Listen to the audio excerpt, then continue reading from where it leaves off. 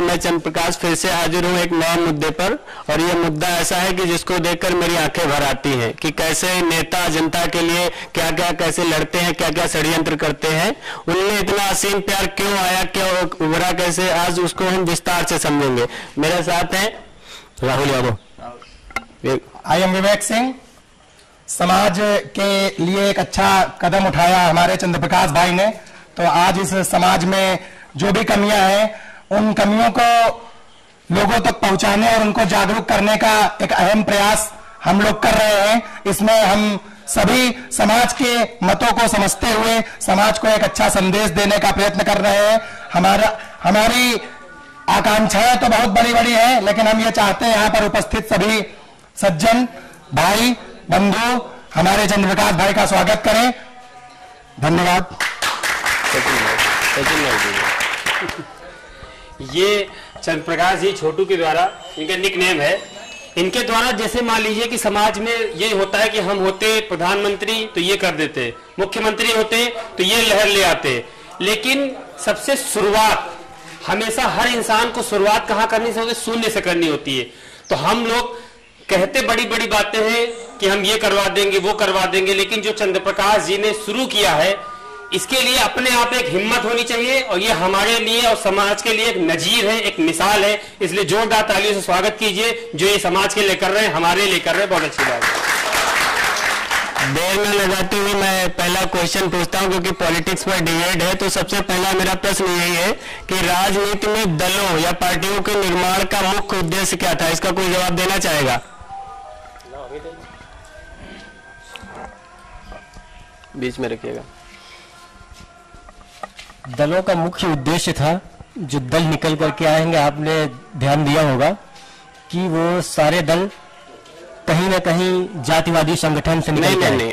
मैं आपसे शुरू से ये बात पूछ रहा हूँ कि जब लोकतंत्र आया, अंग्रेज गए, उसके पहले राजतंत्र था।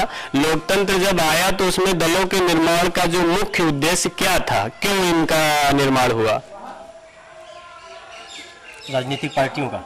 जी जी बिल्कुल। राजनीतिक पार्टियों का मुख्य, जाहिर सी बात है, जो भी राजनीतिक पार्टियां होती हैं उनका मुख्य उद्देश्य होता है, पहली प्राथमिकता होती है विकास कि हमारे समाज में जहाँ तक देखा जाए जो सबसे निचले स्तर का व्यक्ति है, अगर विकास वहां तक नहीं पहुंच रहा है तो आप समझ लीजिए कि ये धोखा विकास के साथ। कोई और इसका आंसर देना चाह रहा है यहाँ पर?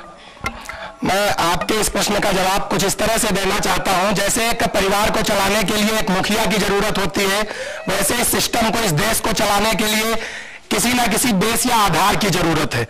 हम आज अपना नेता चुनते हैं तो उस विश्वास के साथ चुनते हैं कि वो हमारे नहीं।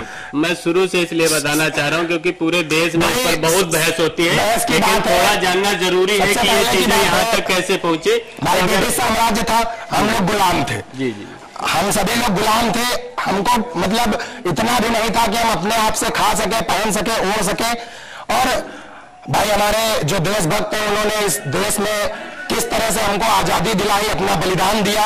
उसके बाद हमारा ये जो लोकतंत्र बना, तो एक लोकतंत्र बना, एक सिस्टम बना जिसके आधार पर अब हमें भाई उसको या तो हम माने, अगर उसका पालन करें, उसमें जो चीजें हैं अगर उसका सही पालन किया जाए तो हो सकता है इससे हमारा देश बहुत अच्छा चले। नहीं, इसका सीधा सा आंसर सिर्फ इतना है कि जो टैक्स, जो कर राजा अपने समय में लेते थे, अंग्रेज किसी तरीके से लेते थे, उसका कौन बेहतर उपयोग करेगा, उनके उपयोग को आप तमाम विभागों में बांट सकते थे। उनका मुख्य उद्देश्य यही था कि जो कर है, जो जनता कर देती थी, टैक्स देती थी, उसका बेहतरीन उपयोग करना है। और राजतंत्र में था, राजा एक बार नियुक्त हो गया, उसके फैसलों को मानना पड़ता था। लेकिन लोकतंत्र में यह सिस्टम रखा गया कि अगर जनता आपको पसंद करेगी तो वोट देगी, आप जीतेंगे तो आप गद्दी पर बैठेंगे। अब यहां पर एक प्रॉब्लम खड़ी हुई नेताओं के सामने। उससे पहले मैं आप लोगों से ये पूछना चाहूंगा कि नेता क्या था, उसका मतलब क्या था और उसका काम क्या था? क्योंकि हर एक चीज अगर कोई भी बताना चाहे, क्योंकि बातें तो रोज होती हैं, बहुत बहस होती है, लेकिन थोड़ी बहुत जानकारी भी होना जरूरी है कि कोई चीज अगर है, कोई लीड कर रहा है तो उसमें क्या बात है, किस वजह से है, तो उसका जानना जरूरी है। चलिए मैं ही बता देता हूं। नेता का मतलब था, जैसे कि हम 20 लोग हैं, 20 लोगों में एक लोग ऐसा है जिसकी बुद्धिमत्ता पर हमें विश्वास है कि इसके नेतृत्व में हम ज्यादा अच्छा विकास कर पाएंगे, वो नेता था। और नेता जब लोकतंत्र में आए तो दो तरह के नेता आए। एक वो आए जो जनता का भला चाहते थे और एक वो आए जो अपना भला चाहते थे। और वो समय अच्छा था जहां नेता अगर उसमें कुछ अच्छाइयां थी तो लोग उसको वोट करते थे कि ये अच्छा इंसान है, ये हमें बेहतर जगह ले जाएगा। लेकिन जो दूसरी तरह का नेता आया, पसंद आने के लिए सबसे जरूरी चीज होती है कि हम अच्छे काम करेंगे, सबको पसंद आएंगे। अगर एक नेता अच्छे काम करेगा वो सबको पसंद आएगा, लेकिन अच्छा करेंगे तो बचता कुछ नहीं है। और जो बचाने के लिए आया था उसके सामने प्रॉब्लम क्रिएट हो गई, यार अब कैसे करें। तो ये बुद्धि ऐसी चीज है कि इसमें आप अगर छलांग लगाएंगे तो कुछ ना कुछ जरूर मिलता है। उसने भी लगाई तो उसने कुछ सोचा कि ऐसा किया जाए कि काम भी बन जाए और पैसा भी ना लगे। जातियां वहीं से ज्यादा मजबूत हुई। जिसको इतिहास की बहुत अच्छी जानकारी है वो पता कर ले, राजतंत्र में जातियों का इतना महत्व नहीं था। वहां तो यही लिखा गया जो जो काम करता था उस हिसाब से उसे बांट दिया गया। लेकिन इसको जो है एक तरीके से रजिस्टर्ड लोकतंत्र में किया गया। आप किसी को रावत है पासी बोल दीजिए वो बुरा मान जाएगा, लेकिन जो चुनाव लड़ता है वो खुला लिखता है ये बताने के लिए कि मेरे समाज के लोगों मुझको आप जो है जिताइए, आप कहीं अगल बगल में लड़ाई करेंगे तो हम थाने में आपको देख लेंगे, आपका बचाव कर लेंगे, ठीक है ना। उसने भटका दिया, उसने जो है जो मुद्दा जो मेन उद्देश्य है उसको भटका दिया। अब आज की तारीख में आ जाइए तो नेताओं की एंट्री बैन है। जो रियल में एक पॉलिटिशियन या नेता का मतलब होता है लीडर। जैसे एक धोनी है क्रिकेट में जिसने अभी रिटायरमेंट ली है, तो पूरी दुनिया जो है उसको अप्रिशिएट कर रही है। लीडर जो अपनी बुद्धिमत्ता के दम पर कम संसाधनों में भी ज्यादा चीजें अचीव कर सके। अब नेता की एंट्री इसलिए बैन हो गई कि आज अगर नेता के जिसके पास पैसा नहीं है ना वो चुनाव ही नहीं लड़ सकता। क्या ये सच है? अरे खुलकर बोलिए, कोई डरने वाली बात नहीं है, मतलब ये सच है ना ये बात। आप लोग बताइए। तो उसमें भाई चुनाव लड़ सकता है लेकिन जीत नहीं सकता, अपने मत रखिए। समस्या ये चुनाव तो आज भी लड़ सकता, हमारा संविधान नहीं कहता कि आपके पास पैसा नहीं है। वो अलग बात है कि सपोर्ट के साथ आपको टिकट नहीं मिलता। लेकिन अगर आप अभी हम छोटा सा एग्जाम्पल लें कि भाई आज के समय में हम प्रधानी का चुनाव लड़ना चाहते हैं तो मुझे पैसे की कोई जरूरत नहीं है। क्या ऐसा आपको लगता है कि पैसे की जरूरत है? कोई जरूरत नहीं है। हम अपना फॉर्म फिलअप कर सकते हैं जाके। अगर हमारे अंदर योग्यता है हम अपनी बातों को अपने समाज में रख सकते हैं, अपने गांव को समझा सकते हैं, तो हमारा संविधान कहता है कि आप एलिजिबल है। बस वहां पे कमी ये है कि योग्यता के आधार पर एडमिशन फॉर्म लिया जाए। जैसे सीधी सी बात है, आप बड़े स्कूल में जाते हैं तो पहले एक टेस्ट लेते हैं, तो यहाँ पर यह होना चाहिए कि प्रधान पद का प्रत्याशी चुनाव करना चाहिए तो वही फॉर्म भर सके जो उसके योग्य हो। अगर उसके पास क्वालिफिकेशन नहीं है, वो शिक्षित नहीं है, तो समाज को क्या शिक्षा देगा? लेकिन यहाँ पर बात फिर आ जाती है, लोग कहेंगे कि पढ़ा लिखा पास होना, डिग्रीवान होना ही जरूरी नहीं है कि वो ही बुद्धिमान हो। जी जी बिल्कुल सही है। प्रायोगिक ज्ञान भी होना जरूरी हो जाती है। तो ऐसा नहीं है कि आपके पास पैसा नहीं है तो आप चुनाव का फॉर्म नहीं भर सकते। नहीं, चुनाव का फॉर्म तो एक कोई धरती पकड़ सिंह थे, उन्होंने पंची से लेकर प्रधानमंत्री तक का भरा था। बस वो जीते नहीं थे, मेरा ये मतलब था, वो जीते नहीं थे। तो कैसे समझ रहे मेरे? देखिए हम लोग जनता हैं, मैं भी कोई किसी पोस्ट पर काम नहीं करता, बस मैंने एक सोशल चैनल स्टार्ट किया है ताकि लोगों को न्यूट्रल किया जा सके। जब लोग न्यूट्रल होंगे तब नेताओं पर या किसी भी चीज उनसे जुड़ी हुई है उस पर निगाह रखेंगे। मेरा कहने मतलब है कि वो चीज ही नहीं रही, वो सोच ही नहीं रही जहां हम इंसान के अच्छे, क्योंकि व्यक्ति बुद्धिमान होगा, लीड करने की क्षमता होगी और निस्वार्थ होगा, वो वहां जाएगा, वो हमारे भले की बात करेगा। आज ये बिजनेस हो चुका है पूरा, ये इन्वेस्ट करता है, 2-3 बार हारता है या 2 बार में जीता तो फिर जाके पूरा एवरेज निकालता है। नहीं, आज का सिस्टम ये है ना, आज इंसान देखिए मैं आपको बताऊं, गौरव ने कहा था, गौरव ने अभी ये शुरू होने से पहले कहा था कि चीन इतना आगे क्यों निकल गया और हमारा देश पीछे क्यों है। जब हम लीड करने की ही जिम्मेदारी गलत लोगों को देंगे तो वो हमको मिसलीड करेगा। समझ रहे हैं आप? तो पहली जिम्मेदारी जनता की होती है। आप भाई अपने मत से पूछिए, चंद्रप्रकाश अपने मत से बताएंगे चीन इसलिए आगे गया, हम कह रहे हैं चीन इसलिए आगे गया, हम तो कहते चीन आगे ही नहीं गया। बहुत सारी बातें हम कहां से पीछे हैं। सबसे पहले अगर हम अपने आप को कमजोर समझ लेंगे तो कहानी बदल जाएगी। वो हौसले की बात बढ़िया है, लेकिन जो है हौसले के नहीं, आगे है, चीन आगे है, अरे कंडीशन है, बहुत सारे क्षेत्र। ठीक है। भारत बहुत सारे क्षेत्र ऐसे हैं जो चीन का बहुत कायदे से पछाड़ देते हैं, बहुत सारे क्षेत्र हैं। मेरे भाई गौरव ने कहा था कि चीन आगे क्यों गया, उसकी वजह है अमेरिका का राष्ट्रपति 2 बार रहा बराक ओबामा, और वो अब जॉब कर रहा है, ठीक है ना। हमारे यहाँ प्रधान ही बन जाए ना तो 2-4-10 करोड़ अंदर कर देता है। मैं वो समझाना चाह रहा हूँ कि हमारी एक्चुअल प्रॉब्लम क्या है। अगर बंदा अपने लिए, अपने भले के लिए बैठेगा तो देश का भला नहीं हो सकता। समझ रहे हैं आप? ये बात सिर्फ बीजेपी पर या कांग्रेस पर, इस पर नहीं, जितने भी आए हैं ये किसी के सगे नहीं है। जब तक ये बात आम लोग नहीं समझेंगे, जितने भी आए हैं, नहीं देखिए, मतलब तो मेरा यही प्रश्न था कि अगर हम लीडर ही सही नहीं भेजेंगे तो हमारा भला नहीं होगा। अब बहुत से ऐसे लोग भी होंगे कि हमसे क्या मतलब है, लेकिन हर इंसान मुझे लगता है कि दिन में 2-3 घंटे या 10 मिनट 20 मिनट इस पर बात जरूर करता है कि देश में क्या हो रहा है, और पूरी जिंदगी इसमें निकाल लेगा यही बात करते करते। बदलाव जब चाहिए होता है ना तो खुद को पहले बदलना पड़ता है, खुद को समझना पड़ता है। मैं गांव लेवल की बात बता रहा हूं कि प्रधान भी बंदा बनता है ना तो उसे कोई एक आध ऐसा गांव होगा जहां सिर्फ विकास देखकर वोट दी जाती होगी, वरना उसके आंकड़े क्या है, मेरी जात के 150 हैं, 200 उधर के हैं, वो सब करके चुनाव जीतता है, ठीक है ना। अपना महान भागीदार है इसका। नहीं, मैं एक जनरल बात बता रहा हूँ कि कोई भी हो, काम की बात है भाई।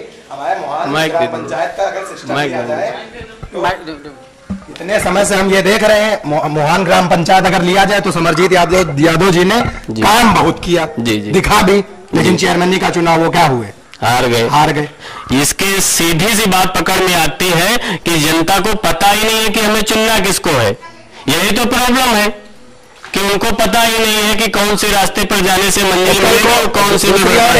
कल वो सपा में थे, आप बीजेपी में है।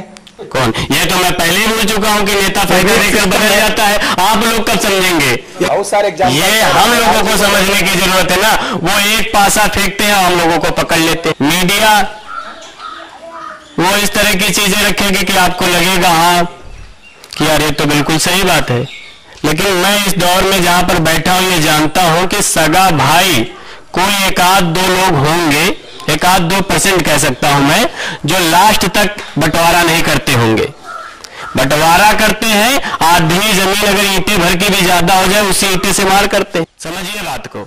जब एक कोख से जन्मे इंसान एक नहीं होते हैं तो ये धर्म और जात के नाम पर हमारा भला करेंगे क्या? लेकिन ये हमें लगता है कि हमारे घर के, अगर मायावती की गवर्नमेंट आ गई तो SC/ST वाले लोगों को लगता है कि हमारे घर का ये आदमी बैठा हुआ। अखिलेश के यादव की आ गई तो यादवों और मुसलमानों को लगता है हमारे घर का बैठा है। बीजेपी के नहीं कहेंगे वो भैया गुस्सा आ जाएंगे, ठीक है ना, इसलिए बाकी लोग समझ जाएंगे। तो मेरा कहने मतलब है कि हर इंसान यार बात करता है, बात करनी चाहिए और अपने तरफ से सोचना चाहिए। कब से मछली जो है केचुए में फंसाई जा रही, उसको लगता है कि यार मुझे भोजन रेडीमेड मिल रहा है, आखिर में क्या होती है वो खुद दूसरे का भोजन बनने जा रही। हम लोगों के साथ वही होता है हमेशा। आप पॉलिटिशियन के लिए हमसे लड़ने को तैयार हो जाएंगे, जबकि मैंने कह दिया कि मैं किसी का प्रवक्ता नहीं हूं। समझ रहे हैं आप लोग? कंटिन्यू करते हैं, क्वेश्चन आंसर में पूछ रहा हूं। लड़ाई का एक क्वेश्चन ये है, लड़ाई पॉलिटिशियन में आज अभी बंद हो जाए हो ही ना। एक बात आती है, हम बीजेपी से अगर बिलोंग करते हैं, BSP से बिलोंग करते हैं तो ये कहते हैं नहीं मायावती जी अच्छी हैं, हम कहते हैं नहीं मोदी जी अच्छे हैं। जी अभी मैं बता दूंगा कितने अच्छे हैं। आप किसी से कंपेयरिंग करेंगे? देखिए मैं उनकी परमिशन लेना चाहता हूँ। ये सपा को डिफेंड करने के लिए बैठे आज, ठीक है ना, और ये बीजेपी से तो मैं नहीं सच्चाई को डिफेंड करने के लिए बैठा हूँ। कलर पे मत जाइए, नहीं हमने कलर पहन रखा है, कलर को बीजेपी में जाएंगे। हम सच्चाई की बात करते हैं भाई। मैंने कलर को नहीं कहा, कलर को कहा होता तो इन्होंने जो है वो समाजवादी वाला नहीं पहन रखा है। नहीं, मैं देखिए हम लोग आपस के लोग खुल के बात करेंगे, समझ रहे हैं, खुल के बात करिए, कोई डरने वाली। ये दलों का निर्माण हुआ था, समझ में आया, थोड़ा बहुत समझ में आया ना। अब बात करते हैं कि आज की बात करते हैं, बिल्कुल प्रेजेंट में। ठीक है ना। देखिए सबको आजादी, आपने जिसको वोट दी खुल के बता सकते हैं, कोई ये नहीं है मोदी तो यहाँ नहीं आने वाले हैं, ना अखिलेश यादव यहाँ आने वाले। प्रधानी वाले की बात हो मत बताइएगा, क्योंकि दोनों प्रधान तीनों प्रधान आ सकते हैं एक साथ, है ना। ठीक है ना, ये सब खुल के बताइए। तो अभी एक भाई आप मान रहे हैं कि जो है आप मतलब आज मतलब बीजेपी के वो नहीं है समर्थक, उसके विचारधारा के समर्थक हैं। विचारधारा ले लीजिए उसके, मैं बीजेपी की जो अच्छी विचारधारा है उनका पूर्ण समर्थन करता हूं, और जो बुरी विचारधारा है उनका पूर्ण रूप से विरोध करता हूं। तो मैं पहले पूछूंगा कि आप अच्छी बताइए लोगों को। अच्छी विचारधाराएं का मतलब यह है कि आप देश के प्रति प्रेम, जैसे सबसे बड़ी चीज बात है, वो एक अलग बात है। देश के प्रति प्रेम, देश के प्रति प्रेम। आप कहते हैं कि जो भी गलत हो रहा वो सब चीजें, ऐसे ही मिनट के लिए मैं रोकना चाहूंगा। बनता है हर इंसान से मिलकर बनता है, बिल्कुल। अगर इंसान ही ना हो तो देश नहीं होगा। और इसी देश का ये हाल है। मैं अपने पर बीती हुई बात बता रहा हूं कि 4-6 दिन पहले एक पोस्ट लड़के ने डाला था कि वो राहत इंदौरी खत्म हुए थे, तो उसने डाला कि ये मर गया, कोई भगवान थोड़ी है। तो मैंने कहा कि यार आज ना करते 3-4 दिन बाद कर लेते। तो उसने कहा कि यार वो गद्दार है। तो हमने कहा वो गद्दार था तो उसको सरकार को जेल में डाल देना चाहिए। उसका दूसरा दोस्त आके मुझे गालियां देने लगा। क्या यही देश प्रेम है? क्या यही देश प्रेम है? जहां हम अपनी बात अगर किसी ने एक सही रख दी या अपनी कोई सोच रख दी, वहां गालियां पढ़ना ही देश प्रेम है। नहीं तो किसी आज इंसान के टिप्पणी से आप किसी पूरे समाज को नहीं। मैंने स्क्रीनशॉट बना रखे हैं, मैं जितने भी गंदे पोस्ट देखता हूं तुरंत स्क्रीनशॉट बना लेता हूं। मैं मतलब उनको बुरा नहीं कह रहा हूं, लेकिन मैं देश प्रेम की सही परिभाषा भी समझाना चाहूंगा। बिल्कुल बिल्कुल, एक बात हमारी आप सुन लीजिएगा। जी जी। जैसा कि हम आज के प्रेजेंट टाइम में नया यूट्यूब लेक्चर डालना लॉन्च किए हैं। जी जी। तो जब हम पहला लेक्चर डालते हैं तो कुछ लोग हमारा लेक्चर पढ़ते हैं, तब लाइक करते हैं। जी जी। कुछ लोग बिना पढ़े डिसलाइक करते हैं। जी जी। मतलब कुछ लोग पढ़ते ही नहीं है जी, वो पूर्वाग्रह से ग्रसित हैं। वो पूर्वाग्रह से ग्रसित है। उनको पता है कि ये इंसान, इस इंसान की देखना ही नहीं अच्छा है कि बुरा है। समाज में समस्या ये है कि अगर विवेक भाई ने बहुत सही बात कही, समाज में समस्या ये है, इसलिए इसका मतलब है ना, इसका मतलब ही है ना कि वो न्यूट्रल नहीं है, वो ग्रसित है। उसने आपका कंटेंट नहीं देखा, आपकी बात नहीं सुनी, उसने आपको नापसंद कर दिया। तो यहाँ जो भी मौजूद है मेरी बात को सुनने, अगर मेरी बात गलत लगे बिल्कुल आपको हक है नापसंद करने का, और पसंद आए तो आप जो मर्जी है आप जो कुछ करना चाहे कर सकते हैं। लेकिन अब भाई ने बात छोड़ दी। अरे वो कहने मतलब है आप सीटी मारना चाहे सीटी मारे, ताली मारे, कुछ भी करे, मेरे कहने मतलब है भाई ने बात कर दी देश प्रेम की। ये मैं एक दिन अलग से इस मुद्दे को रखना चाह रहा था, लेकिन कर दी तो कर दी। देश प्रेम का मतलब होता है, एक मैं लिखता भी हूं, मैं डायरी नहीं लाया, लिखता भी हूं तमाम चीजें, कि महज ऊस के चाटने से प्यास की तृप्ति नहीं होती और दूसरे राष्ट्र को 100 गालियां देने से देशभक्ति नहीं होती। ठीक है ना। आज की तारीख में आपसे अगर कोई पूछता है कि आप देशभक्त हैं, तो आप पाकिस्तान को 150-200 गालियां दे दीजिए, वो कहेगा भाई इसका सर्टिफिकेट बना दो, 15-20 साल के लिए पक्का देशभक्त है। ठीक है ना। बिल्कुल गलत बात है ये। ठीक, देशभक्ति ये है कि अगर कोई बंदा यहाँ उसका एक्सीडेंट हो गया, वो गिर गया, अजनबी है कहीं का, और मेरा फर्ज है कि मेरे देश का इंसान है, मैं इसको हॉस्पिटल तक पहुंचाऊंगा। बिल्कुल। वहां कायरता निकल कर आती है, लोग वीडियो बना लेंगे, लेकिन सोचेंगे कि अगर मैं लेकर जाऊंगा तो पुलिस मेरे साथ लफड़ा करेगी। बात देखिए ये हकीकत है कि नहीं है। सुनिए बस एक बात यहाँ मैं ये कहना चाहता हूँ, ये जो यहाँ से छोटी सी बात पिक करी गई, ये देशभक्ति नहीं है, एक इंसानियत है जो हर एक इंसान के दिल में होनी है। चाहिए इंसानियत ही देशभक्ति नहीं है।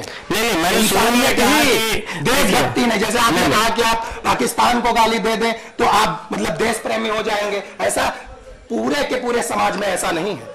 नहीं, अगर पाकिस्तान की बात जैसे आप कहें कि वही बात याद आती है आपकी, एक दिन आपने कहा था कि आज के समय लोगों में ये दिमाग में आ गया कि अगर पूछा जाए कि एक पाकिस्तान में आप बम फेंकेंगे कि एक विद्यालय बनवाएंगे, तो लोग कहेंगे नहीं पाकिस्तान में कहाँ फेंको, बम फेंक दो, विद्यालय ना बनवाओ। तो उस चीज का मैं भी विरोध करता हूँ भाई। मुझे जरूरत पहले किस चीज की है? विद्यालय बना दीजिए, क्योंकि ऐसे लोग चाहिए। सुनो, विद्यालय खुलेगा तो पढ़ेंगे, फिर बम बनाएंगे, फिर पाकिस्तान पर डालेंगे।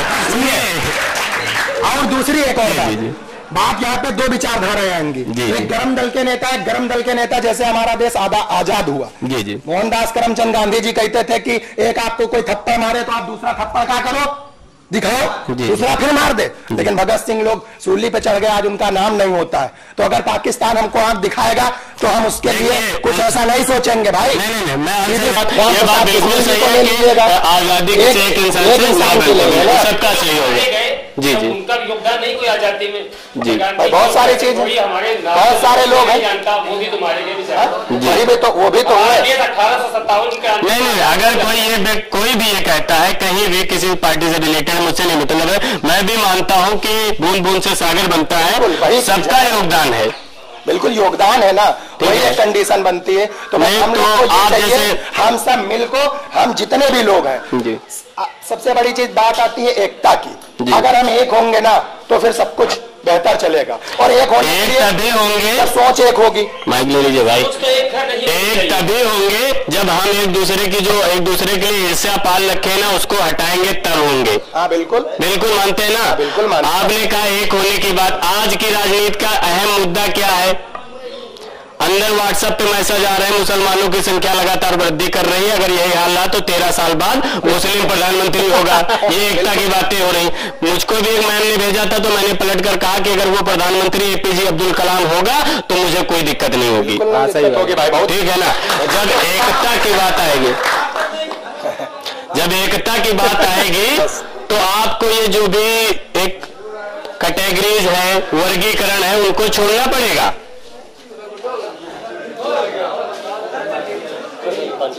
उनको छोड़ना पड़ेगा, तभी एक हो सकते हैं। और मैं आपको लिख के दे रहा हूं कि जनता एक होना चाहे ना तो नेता कभी एक नहीं होने देंगे, क्योंकि जिस दिन जनता एक हो गई ना तो इन चोरों को पहचान जाएगी ये कौन है। ठीक है ना। लेकिन एक बात आपने बहुत बढ़िया कही कि देश की आजादी में सबका योगदान है भाई, सबका योगदान और निस्वार्थ है। मुझसे भी कई बार लोग पूछते हैं कि आप जो है ये क्यों कर रहे हैं, हर एक जाति का योगदान है। और विवेक भाई मुझे पर्सनली जानते हैं, मैं बढ़िया स्टूडेंट था, पूछ सकते हैं बाद में। मुझसे पूछते हैं कि आप ये क्यों कर रहे हैं, तो मैं उनसे ये पूछता हूं कि आज टेररिस्ट जो है उसके लिए फंडिंग हो रही है, ट्रेनिंग हो रही है, उनकी संख्या हजारों लाखों में है, वो बुरा काम करने के लिए लगातार लगे हुए हैं। मैंने एक अच्छा करने की सोचा तो कौन सा बुरा काम कर दिया, सही है ना। अब ये सोचिए कि जब देश गुलाम रहा होगा तो किसी को बुरा लगा होगा, गुलामी बुरी लगी होगी, उसको मन में एक ख्याल आया होगा, हो सकता है उसने प्रयास किया हो तो मारा गया हो। फिर धीरे धीरे वो विचार सब में फैला, 1857 में लड़ाई हुई, शिकस्त हुई। अब जब शिकस्त होती है तो मन में द्वंद पैदा होता है कि जा रहे हैं तो मारे जा रहे हैं या फिर इसी गुलामी को जी ले। फिर भी लोगों ने सपना नहीं छोड़ा और फिर 90 साल बाद कहीं जाकर आजाद हुए। तो अगर मैंने ये सोचा है कि अगर लोग न्यूट्रल हो जाए तो देश बदल सकता है, तो मैं थकता नहीं हूं इस बात से। हो सकता है कि सालों साल मैं डिबेट करूं, लोगों तक पहुंचाऊं, लोग मेरा विरोधी करते रहे, ठीक है ना। लेकिन उनका सोचिए कि उन लोगों ने हम लोगों के लिए जान दी। राजा ने हमको चूसा, फिर अंग्रेजों ने चूसा, अब ये चूस रहे हैं, हम लोगों की समझ में नहीं आ रहा। हमें क्या लगता है, जिसको थोड़ा अजीब लग सकता है, लेकिन मैं कह रहा हूं, पॉलिटिक्स जब जब जो है विकास से हटकर कहीं और जाने लगे, समझ जाइए कि देश का भला होने वाला नहीं है, ठीक है ना। तो मैं उसी चीज को कंटिन्यू करता हूं कि आप जो है इस समय मौजूदा, मुझे पता है ना पर्सनली आप बीजेपी के समर्थक है, कोई दिक्कत वाली बात नहीं, सबको हक है, कोई दिक्कत। मौजूदा सरकार के कुछ अच्छे काम गिनाए। सर अवस्थी सर कह रहे हैं, सर जवाब देना चाह रहे हैं। मसलन जैसे कुछ लोग बीजेपी सबके साथ है ना, किसी को कर रहे हैं, कोई बीजेपी का अंधभक्त है तो कोई समाजवादी पार्टी का है, कोई मायावती का है, तो सब पर है ना। अंधभक्ति ही तुम्हारे देश को आगे नहीं जाने दे रही। सवाल यही तो मैं कह रहा हूँ कि न्यूट्रल होना जरूरी है ना। तो सत्ता से सवाल पूछना पड़ेगा जी, सत्ता से। और जब तक हम सत्ता से सवाल नहीं पूछेंगे। आप किसी पार्टी का समर्थन करते हैं? मैं किसी पार्टी का समर्थन नहीं करता। बच गए आप, ठीक है। मैं किसी भी राजनीतिक पार्टी का समर्थन नहीं करता हूँ, लेकिन ये आप वोट डालने जाते कि नहीं? नहीं, अभी वोट डालने जाते कि नहीं है? जी जी। लेकिन वोट डालने के लिए लोग कहता जरूर हूँ जी। और राजनीति में अगर अभी आपका वोट नहीं है ना तो आपके बाल जो है ना निकल जाने वाले, क्योंकि आप बहुत मत्था पच्ची करेंगे कि वोट बहुत जरूरी मैं समझता हूँ, लेकिन राजनीतिक भागीदारी क्यों जरूरी है? जिस समय हमारी शिक्षा, हमारा रहना, हमारा गमन करना, या हम देश में कैसे रहेंगे, ये चीजें तो 40 मिनट का वीडियो शूट करे थे आप, जो है ना निबंध मत सुनाओ, आप एग्जैक्ट कोई जो बात कहना चाह रहे हो वो करो। मैं ये सिर्फ कह रहा हूँ कि सत्ता से सवाल पूछना बहुत जरूरी है। और तो सत्ता, जो भी पार्टी सत्ता में रहती है वो तो कहेगी कि हम 100 साल सत्ता में रहेंगे, हमसे ही सवाल पूछा करो। बाकी भी तो बेकरार है, करे हमसे पूछो, हमको आने दो सत्ता में। सवाल किससे पूछा जाए? हाँ तो बस पूछने ही जा रहे थे, बस माइक देना जरा पूछ रहे नहीं, पहले सत्ता पक्ष फिर विपक्ष।